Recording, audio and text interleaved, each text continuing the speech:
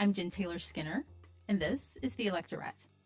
It's October, and that means that the Supreme Court is back in session, and they're preparing once again to hear a case that could essentially gut what remains of the Voting Rights Act. The case is Callais versus Landry, and at the center of this case is Section 2, one of the last surviving tools protecting voters from racial discrimination. And joining me to explain what's at stake is Sophia Lakin, the director of the ACLU's Voting Rights Project. Sophia is a voting rights attorney and one of the country's leading voting rights experts. In this case, Callais versus Landry is incredibly important to ensuring equal access to the ballot. If the Supreme Court weakens Section 2, states would have far greater freedom to draw maps and pass laws that silence Black and brown voters. And if successful, this case could erase decades of progress on voting rights and dismantle one of the final protections ensuring equal access to the ballot. So, without further ado, here is my conversation with Sophia Lakin from the ACLU. Sophia Lakin, thank you so much for joining me. Thank you so much for having me back on. So here we are again. The Supreme Court is poised to hear yet another case on voting rights, and it could transform voting rights. And to be honest, whenever I hear that a case is going before the Supreme Court in relation to voting rights, I get nervous because over the past couple of decades, there have been no good outcomes for voters when cases on voting rights go before the Supreme Court. At least I don't think so. And this one could really significantly change our access to the ballot. So can you give me an update, a summary of this case and what the arguments are here? Sure. I mean, I would, first of all, maybe push back a little bit because this is the sliver of potential optimism here. Is that 2 years ago in Allen versus Milligan, another case that went before the Supreme Court, the Supreme Court actually, despite a lot of hand-wringing, I would say, amongst voting rights advocates about what the Supreme Court might do for, I think, very understandable reasons given prior court cases limiting the protections of the right to vote, the Supreme Court actually affirmed the Voting Rights Act, a particular provision, Section 2 of the Voting Rights Act, which is again at issue in this case that we're going to have before the Supreme Court this October. But affirmed Section 2, affirmed the protections of Section 2 when it comes to ensuring that there will be fair maps. And so that was a landmark decision. It was historic. It was great news for voters at the end of the day. I will say what it did was hold the status quo, but given the concern that many voting rights advocates had when the Supreme Court decided to take up that case, we are holding on tight to the fact that the Supreme Court just 2 years ago reaffirmed the protections of Section 2 of the Voting Rights Act when it comes to redistricting, when it comes to fair maps. Fair enough. So this case, is it Callais versus Landry? That's right.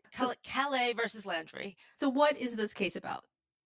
So it requires a little bit of history because this is not the first time that the Supreme Court will be hearing this case. So to just go back a little bit in time, after the 2020 census, in some way feels very recent in times, but was half a decade ago, Louisiana drew, as states do, new congressional map.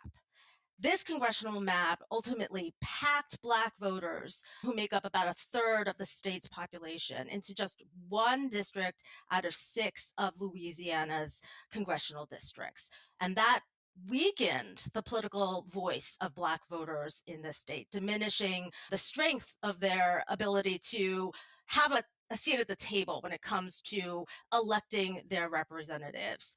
So in 2022, the ACLU, representing Black voters and some organizations, along with our co-counsel, Legal Defense Fund, and other partners, we sued. And we won a preliminary ruling saying that Louisiana was violating this provision, the Section 2 of the Voting Rights Act, by diluting Black voting power in drawing the map the way they did. The court ordered Louisiana to draw a new map under this preliminary ruling with 2 majority Black districts by 2024, giving Black voters fairer representation in the state. And Louisiana ultimately complied. They drew a new map, creating a second Black majority district in the state. Immediately after that, a group of white voters sued, claiming that the map was a racial gerrymander, essentially that it was considering race too much when it drew this new map. A split panel of judges that heard that new case agreed, saying Louisiana went too far by considering race too much when drawing the new district lines. So the case went up on a stay motion initially to the Louisiana Supreme Court because there was elections coming, right? So question is, what map would be put in place? And the Supreme Court said, let's leave the map as it is. So the last election cycle, the 2024 election cycle, the elections went forward under that new map that had two majority Black congressional districts. But in the meantime, the case wound its way up to the US Supreme Court on the actual merits of the case itself. And initially, the Supreme Court asked a question that was, did Louisiana properly balance fixing the discrimination against Black voters that we talked about that happened that the different federal court had found, without creating new discrimination and when they drew this new map? So basically, did they follow the rules correctly in balancing both the Voting Rights Act and its obligations under the Voting Rights Act and the Constitution itself and its protections against racial discrimination when they created this new second district? So we went up on this question, and the Supreme Court heard oral argument last March. And we all waited. We waited, we waited, we waited until the very last day of opinions coming out. And instead of having a ruling, the court said, we're going to set this case for rehearing a new argument in the fall. And lo and behold, they set argument coming up October 15th. And then, after a couple weeks delay, issued a new question. And this new question really, I think, changed the nature of the case somewhat. And they asked instead, did Louisiana, when it created this new second majority Black district, was that in compliance with the federal Constitution? And so that's where we are today. That's the new supplemental question that the Supreme Court has asked us. There's been follow-on briefing about this. And there'll be a new argument, obviously, that will be heard. And in the process of this, Louisiana, the state of Louisiana, who had been defending their map and taking a step back, I would say their new map made a lot of decisions based on political reasons. They wanted to protect some powerful incumbents in the state, and so didn't draw districts the way that we suggested that they draw them in a much more compact, nice-looking way. They drew a different map that really tried to protect these powerful incumbents. And instead of defending this map, which they did the first time around, they have now come into the case and said, actually, we think that we shouldn't have had to do this in the first instance, that Section 2 of the Voting Rights Act, at least as it applies in Louisiana, is no longer viable, is no longer consistent with the Constitution, and the court should recognize that. So here we are today, and then we, of course, have the appellees themselves, the original people who have brought the case, the white voters who brought the case, and they too are taking a strong position here, saying there is the Section 2 of the Voting Rights Act is no longer constitutional writ large, and potentially asking the court to revisit 40 years of precedent on this score. Okay, so I have a couple of thoughts just off the bat. When you told me that these were a group of white voters in Louisiana, or white Louisianians, who came forward and said that you've gone too far with racial gerrymandering in favor of Black voters, on its face, that sounds to me like reverse racism, because as we know, I mean, maybe that's too simple of a frame to look at this, but as we know that most gerrymandering disenfranchises Black and brown voters, right? It's just historically they have, I guess in the past few decades, you can correct me if I'm wrong about that. So that's just what comes to mind when I first heard that argument. But then second of all, can they do that? Can you go into a case with one argument, they push off the decision date for that first argument, for that first decision, and then come back with a second argument? That seems a bit, I don't know. You can tell me how precedented that is within legal cases. I don't know. Well, I mean, to your question as to whether or not what are we seeing here when it comes to Right. racial gerrymandering, when it comes to using manipulating district lines for purposes of holding on to power. Unfortunately, yes, there has been a very long history in this country of that being used as a tool to suppress Black and Brown voices in this country time and time again. And that is one of the reasons we have the Voting Rights Act. The Voting Rights Act came about because we'd seen tactics like this used over and over and over again, and then tools available that we had under the Constitution itself, right?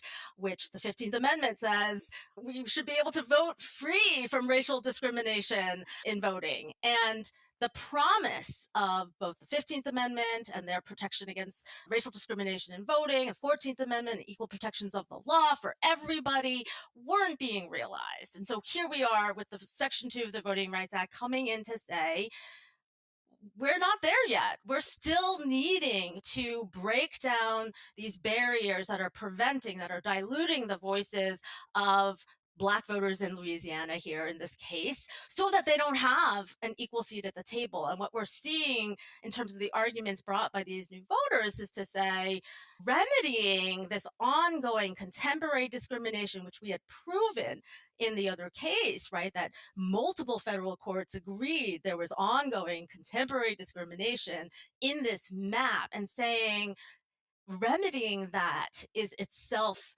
discrimination.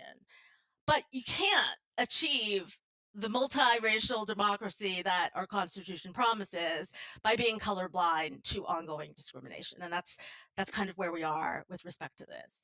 Now, to your other question, I guess, about changing arguments and rehearing, it's not that common. Right. The rehearing, setting a case for rehearing, I think there've been a few times it's happened, and maybe a little bit more so under Justice Roberts, but it isn't that frequent.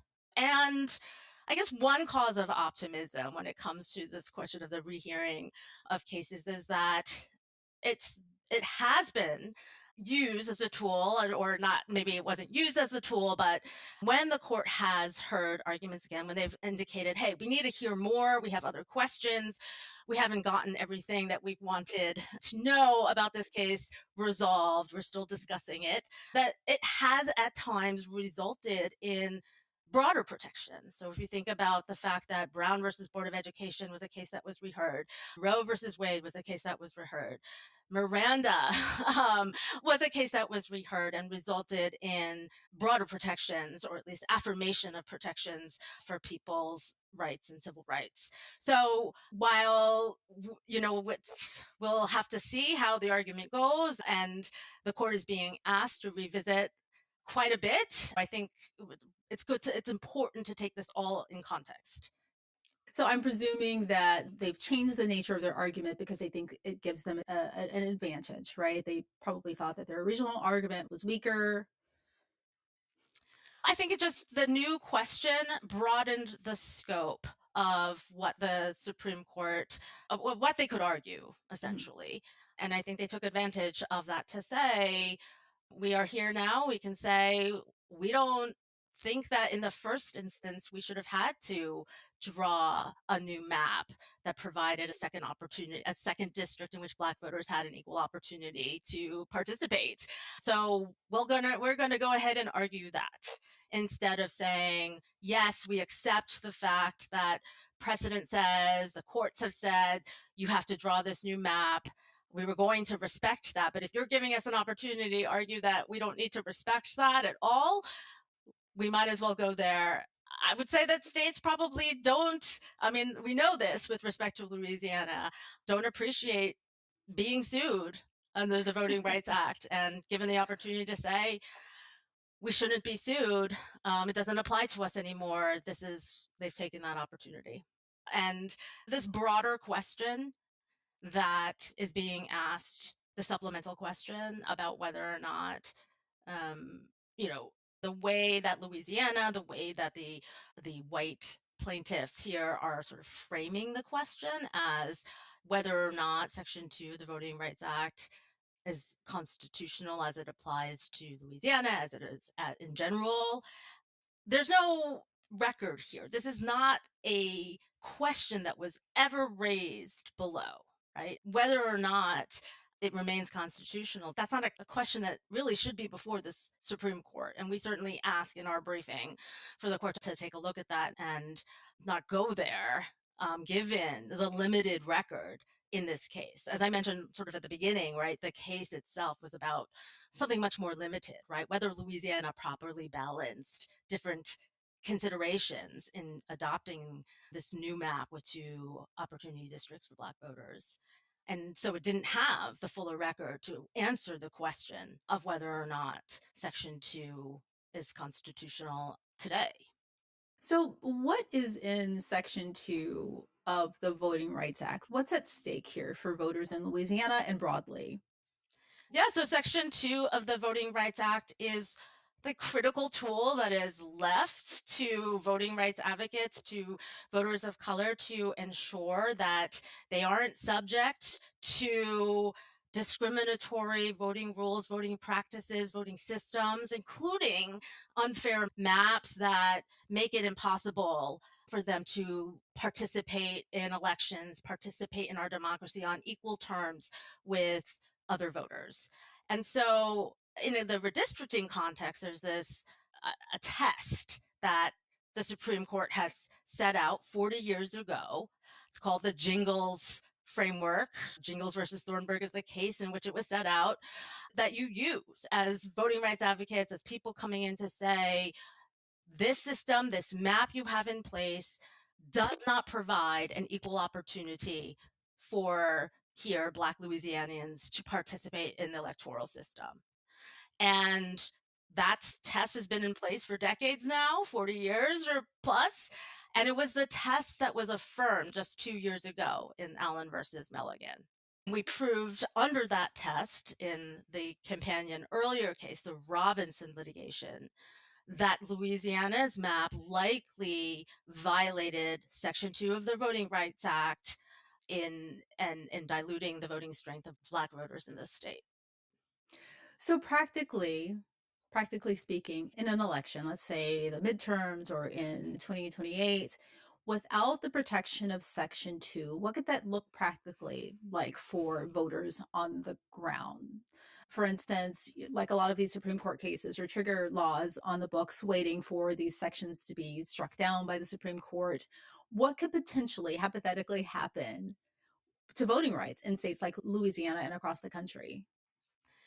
I hate to say, well, go too dark here, but of course, when it comes to Section 2 of the Voting Rights Act, it's been a critical tool to ensure that voters are protected against racial discrimination in voting. Without those critical protections, we are going to potentially see a lot of discrimination go unchecked, and we could potentially see backsliding, right, to a time before the protections of the Voting Rights Act existed, and to a time and to a period of time where those tools that we had under the Constitution alone weren't sufficient to protect voters. And so we hope that the Supreme Court understands this history and the critical importance that the Voting Rights Act continues to play today in ensuring, right, that we have equal participation, that we're making progress to that colorblind society that the Supreme Court, the court, has indicated that it would like to see. But turning a blind eye to it at this moment in time, to discrimination, to ongoing discrimination, current contemporary discrimination that Section 2 of the Voting Rights Act is trying to remedy, isn't the way forward. So I'm still personally floored by Shelby County versus Holder, right? That 2013 decision that gutted some really important sections of the Voting Rights Act. I think it was Section 4 and Section 5, I believe, that were deemed unconstitutional. And I think that voting rights experts like yourself, legal experts like yourself, it was probably immediately apparent what that would mean for voters, right? But I think it took a while longer for people broadly, people on the left, the broader left, Democrats, to really understand what that could look to voters and what that would mean for the elections following that. I mean, the 2016 election was the first election that we had without full protections of the Voting Rights Act following that case, right? And to be honest, when I think about that case, the 2018 midterms went great for Democrats following that, right? So even the intention was to disenfranchise Black and brown voters and voters in working class areas and poor voters, but it didn't really work to the advantage of people who wanted Shelby County versus Holder in 2018. I'm just curious as to if you think, and it's hard to predict this, we'll see something similar after this case. Hopefully, this case will go well for the ACLU. Hopefully, it will. But in case it does not, I mean, my assumption is that considering the makeup of the Supreme Court, maybe it won't go well. But let's hope it does. How does this compare? I guess is the shorter question to Shelby County versus Holder, and as far as risk and impact. Well, certainly Shelby County versus Holder had an immediate impact. Whether or not people were paying attention at the time is a different story, but we saw it immediately. We saw states who were previously under the pre-clearance regime, this regime where states with these very long records of discrimination had to essentially ask permission from the federal government before imposing changes to their voting practices and rules, including maps. And we can talk about that in a second. We saw some of these states like Texas, states like North Carolina say immediately in the aftermath of the decision, we are going to introduce some different things that probably wouldn't have passed muster under the pre-clearance regime, and we're going to push them through. North Carolina, and that's the case that I'm the most familiar with, one of the cases that I worked in, said, oh, we're gonna impose this broader voter ID requirement. We're gonna go with a fuller set of restrictions that we want to put in place, that we sort of held ourselves in check as the pre-clearance regime was designed to do, and we're gonna push that forward. And in that case, what happened was ultimately the Fourth Circuit, the Court of Appeals that governs North Carolina, said, this is intentionally discriminatory, that the practices that you have chosen to adopt and introduce through this new omnibus voter suppression bill surgically targeted African Americans, Black voters, for basically suppression. And so we know the demise of this pre-clearance regime. And just for purposes of, to be clear, the court just struck down actually the formula, which is Section 4, for determining which states had to go through this pre-clearance process, although it's left the actual pre-clearance provision still on the books. But we know that we lost significant protections. In doing this, though, I should point out that the Supreme Court, Justice Roberts said, it's going to be fine. Because I'm paraphrasing clearly, it's going to be fine because you always have Section 2 of the Voting Rights Act, and you can use that to bring cases after the fact, right? So now instead of these states having to go to the federal government before they imposed a new requirement or a new map, we have to wait. We have to wait for the discrimination to occur, the new practice to be in place, and then we can come in and sue. And then we have to go through the whole process of suing. And that this Section 2 is a nationwide permanent ban. That's what Justice Roberts, how he described it in Shelby County versus Holder. So here we are today with the Section 2 of the Voting Rights Act and its continuing viability, its continuing scope, potentially at issue before the Supreme Court. Certainly that's what some of the parties are asking the court to consider. And it's been, like I said, a vital tool, with the strongest protection that has been left to voting rights advocates to protect voters against racial discrimination in voting in the aftermath of Shelby County versus Holder. And it's already seen some limiting of it, right? A couple of years ago in the Brnovich case, the Supreme Court sort of ratcheted up what plaintiffs needed to show in order to demonstrate that a voting practice or policy violated Section 2 of the Voting Rights Act in a slightly different context, not related to maps. And so we've already seen somewhat of a limiting of what plaintiffs can do to ensure voters are protected. And the question will, of course, is to some extent, right, what the Supreme Court will do here.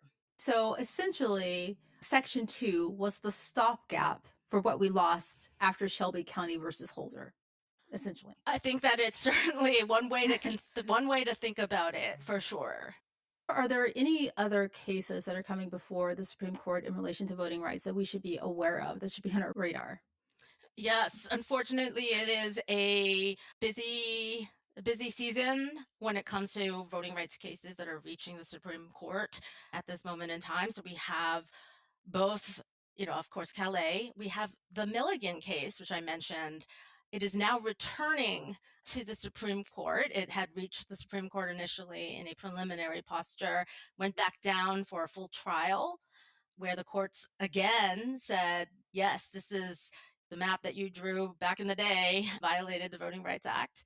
Now it's returning to the Supreme Court, raising a whole host of questions similar to the ones being posed in the Calais case, but also questions that are being posed in some of these ancillary other cases that are slowly reaching the Supreme Court related to whether or not voters, private parties like voters, can themselves go to court to challenge discriminatory practices in voting laws under Section 2 of the Voting Rights Act. There's a case that's coming out of North Dakota, the Turtle Mountain Band case, where the plaintiffs there are asking the Supreme Court to take up this question and resolve it in favor of private parties who have been the driver of Section 2 protection and litigation over the 4 decades of its existence in this current form.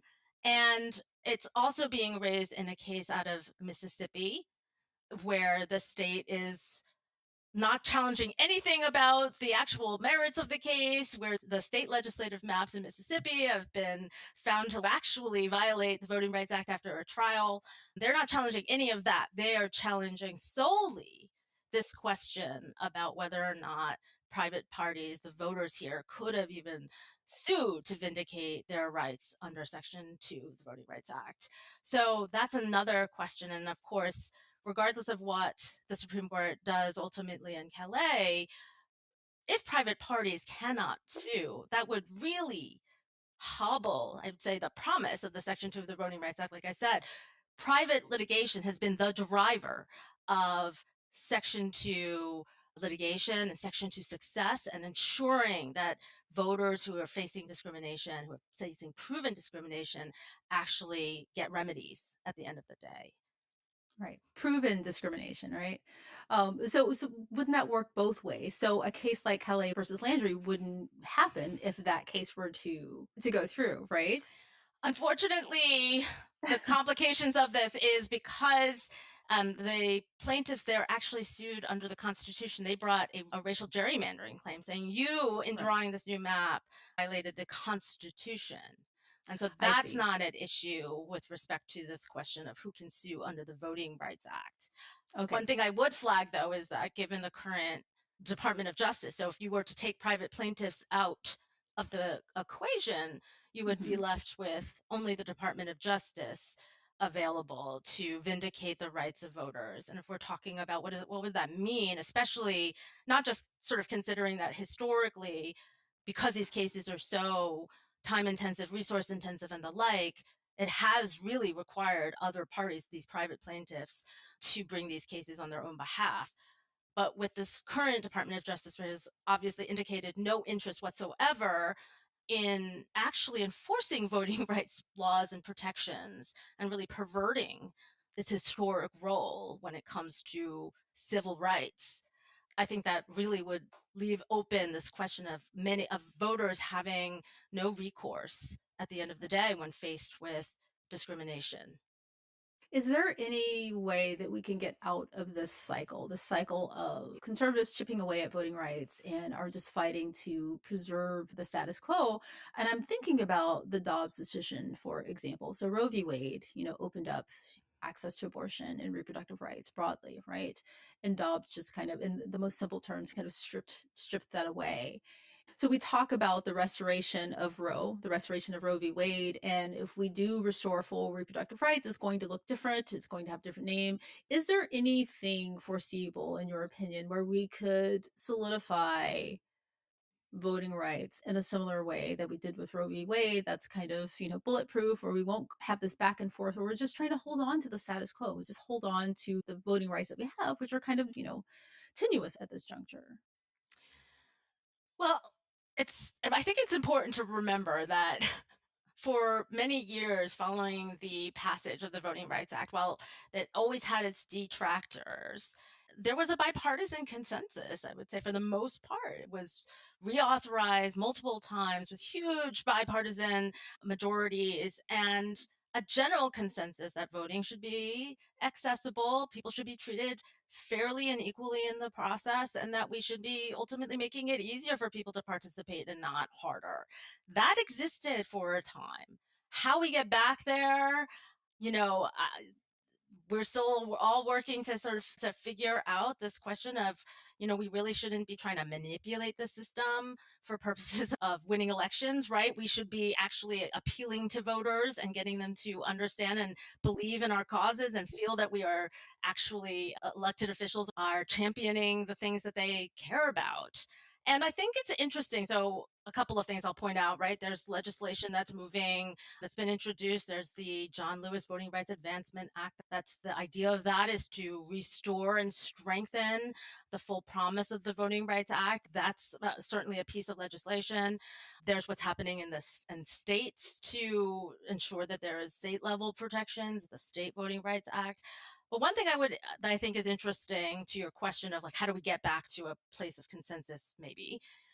So in the mid-decade redistricting, not necessarily something I want to get into more broadly here, right? But this sort of tit for tat redistricting that is happening amongst states at the behest initiated by President Trump and Texas to gain more partisan seats, ultimately on the back of voters of color in many instances.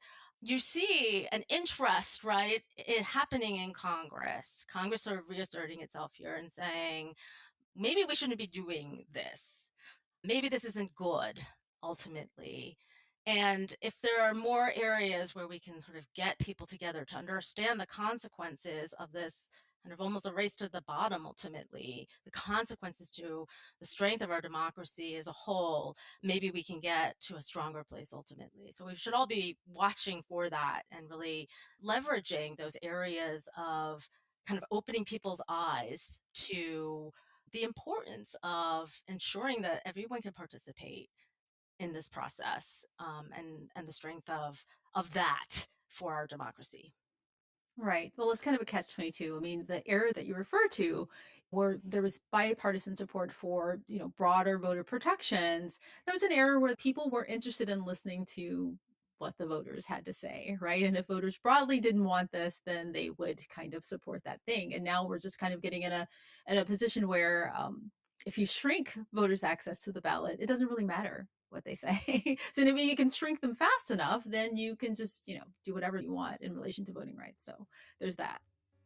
Well, I think it's a great call for people not to kind of give into apathy and to the idea that their voice doesn't matter, and to really look forward to the next elections that we have coming up and participate and engage as much as they possibly can. If that's the sort of, apathy, the idea that maybe your voice doesn't matter is part of I think the idea of some of these efforts. And if people show up in strength in many different ways, including obviously at the ballot box, I think that we can really create some movement here to get us back to a place where people understand that they work for we the people. Right, exactly. And if your voice didn't matter, they wouldn't try so hard to silence it. So I think that's a good ending note, right? That's exactly right. That's exactly right.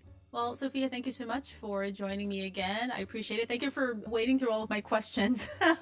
You get into the weeds, which I appreciate. But thank you so much for joining me. Of course, of course. And if I got too much into the weeds, I try to keep it as high level as possible.